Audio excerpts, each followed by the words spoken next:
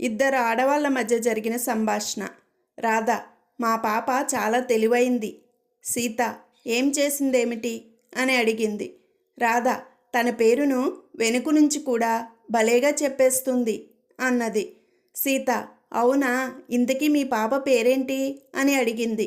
రాధ: జలజ అని చెప్పింది.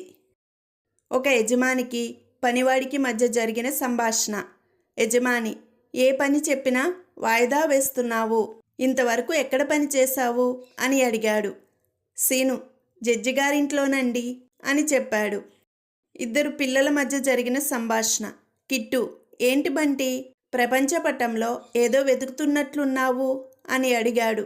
బంటి: మరేం లేదు కిట్టు, ఈరోజు స్కూల్లో మా టీచర్ ఆదేశం అనే పదం చెప్పారు. కిట్టు: అయితే అని అడిగాడు. బంటి: దేశం అంటే ప్రపంచపటంలో ఉంటుంది కదా, ఎక్కడుంటుందా అని వెతుకుతున్నా అన్నాడు.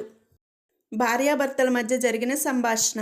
భర్త: తాన్సేన్ గారు గానం చేస్తున్నారట, రాళ్ళు కరుగుతున్నాయట, ఆ వింత చూద్దాం పదా అన్నాడు భార్యతో.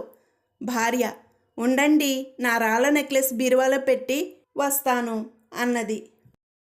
డాక్టర్కి ఒక చిన్న పిల్లవాడికి మధ్య జరిగిన సంభాషణ.